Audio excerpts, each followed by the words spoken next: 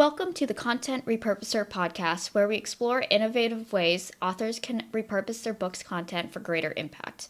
I'm your host, Pooja Arshnapalli, and today we're discussing the infamous question, do you need to write a book? It seems like everyone wants to be an author. And there's nothing wrong with it. It just depends on the purpose of what you're going for. For people who want to write a book, it usually falls under these categories. They want to be a position of authority. Usually writing a book is a great way to showcase their expertise. They want to become a bestseller because it could increase the visibility and book sales as well, but it also has a perception of prestige as an author. And the last thing I can think of is the educational impact. So being able to spread a mission to help inspire or change people. And I'm sure there are other reasons why people want to write a book, but I think that's the majority of the reasons.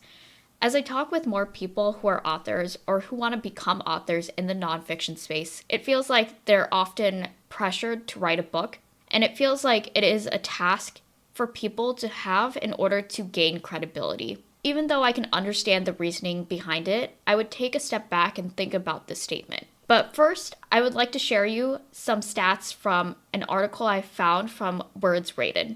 So Amazon sells at least 300 million print books every year. The company reportedly controls at least 40% of print book sales in the United States. Amazon generates around 28 billion worldwide from book sales every year. This company is responsible for 50% sales from the big 5 publishers and controls 50 and 80% of book distribution in the United States. Even though Amazon's book sales only make 10% of the company's profit, they are the biggest seller of books in the United States and worldwide. And the last stat kind of shocked me, and it's just crazy to think about.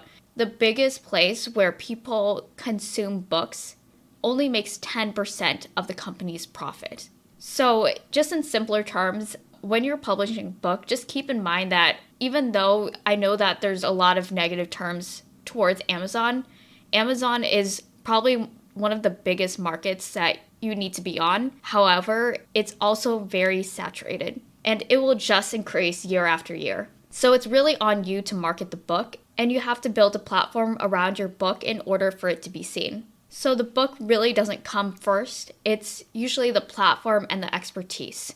For example, here are a couple of authors who didn't just start from the book. Tim Ferriss, the author of The 4-Hour Workweek, didn't just start from the book. The platform he was known for was his blog post before he started writing his book. Susan Cain, the author of Quiet, even though she hit New York Times bestseller lists, she became more known for her TED Talk speech that helped her create more opportunities for herself. James Clear, the author of Atomic Habits, he was a performance coach and he already had a website and an email list before he wrote the book. All of these authors had a platform and was an expert in something before they had the book. I know through this whole episode it may seem like I'm discouraging you from writing a book, but I feel like I'm just discouraging people from writing a book for the wrong reasons. Because if you want a book that will stand the test of time and is valuable, it needs to stay evergreen and it needs to stay valuable for years on end. And it's understandable to feel the pressure of writing a book, but I want to make sure that you're intentional of why you're doing it in the first place. Because since the cost of the book is time consuming and it is a huge expense, the last thing you want to do is to contribute to the noise of the million of people who are also doing the same thing. So that's all I have for this episode. Join us next time on the Content Repurposer podcast as we continue to explore how authors can repurpose their content for greater impact. Don't forget to subscribe to this channel if you found this episode helpful, and don't miss out on valuable insights and strategies to help you maximize the impact of your book.